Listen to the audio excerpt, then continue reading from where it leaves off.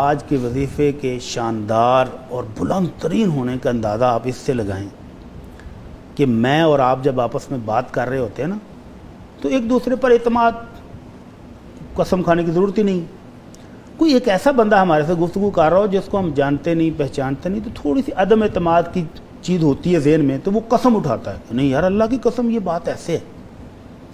اور اگر سننے والا پھر بھی یقین نہ کرے تو پھر وہ زور دے کے ذرا اللہ پاک کی قسم ایسے ہے، تو وہ قسم جو ہے وہ زور دینے کے لیے، یقین دلانے کے لیے.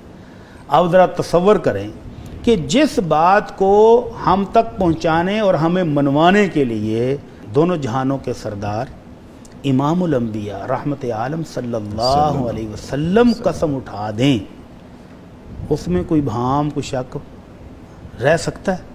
بلکہ یہ سوچنا بھی پھر گناہ ہے، یہ سوچنا بھی ایمان کے منافی ہوگا. تو نبی رحمت صلی اللہ علیہ وسلم فرماتے ہیں والذی نفسی بیدی، یہ آپ نے اللہ کی قسم اٹھائی کہ اس اللہ کی قسم جس کے ہاتھ میں میری جان ہے. یہ آپ نے کب اٹھائی؟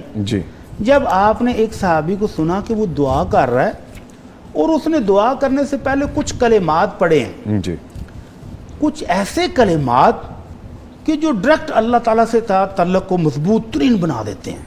ایسے کلمات، ایسے الفاظ کہ جن کو ادا کرنے کے بعد بندہ زبان سے جو کہتا ہے اس کی وہ بات سنی جاتی ہے. ماشاءاللہ. عرش والا قبولیت بخشتا ہے، اس کو شرف دیتا ہے، اللہ عطا فرماتا ہے. تو آپ نے فرمایا والذی نفسی بیدی لقد سأل اللہ باسمہ الاعظم الذی اذا دعی بہ اجاب واذا سئل بہ اعطا. اس صحابی نے ان کلمات کے ساتھ اپنے رب سے التجا کی ہے کہ ان کلمات کے ساتھ کی ہوئی دعا جب دعا کی جاتی ہے تو وہ مالک سنتا ہے، قبول کرتا ہے، اور جو مانگا جائے وہ عطا بھی کرتا ہے. ماشاءاللہ. تو اس کو اسم اعظم کہتے ہیں. بہت سارے لوگوں نے اسم اعظم کے نام سے بزنس بھی کی ہے.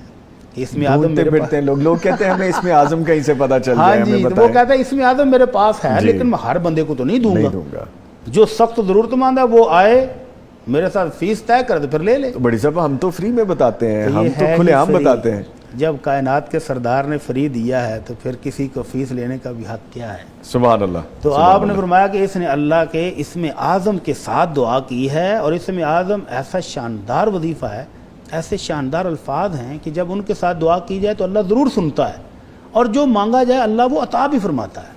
تو وہ ہے آج کا وظیفہ، وہ ہے آج کی دعا، وہ ہے ذکر کہ جب بھی دعا کرنے بیٹھیں پہلے درود شریف پڑھیں، اپنے گناہوں کی معافی مانگیں، اور پھر اسم اعظم پڑھیں، اور پھر اللہ سے التجائیں کریں تو وہ قبول ہو جاتی ہیں.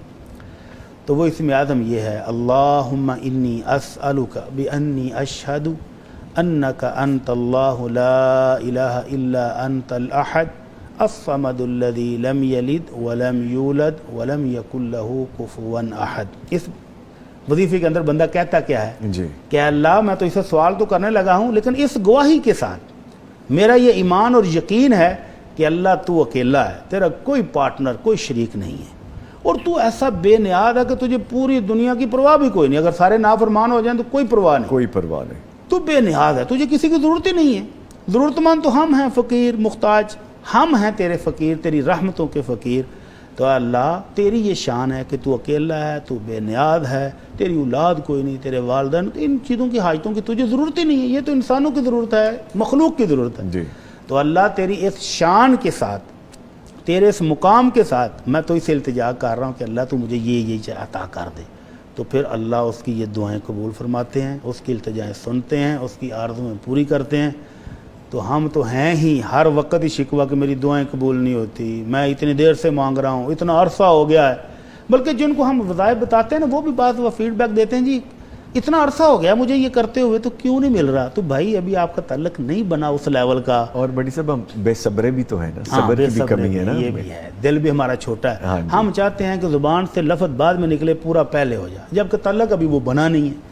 تو پہلے تعلق بنائیں، جوڑیں اپنے آپ کو اپنے رب سے، اور پھر جب آپ اسم اعظم کے ساتھ دعائیں کریں گے تو وہ قبول ہونی شروع ہو جائیں گی. یعنی آج آپ نے اسم اعظم بتا دیا.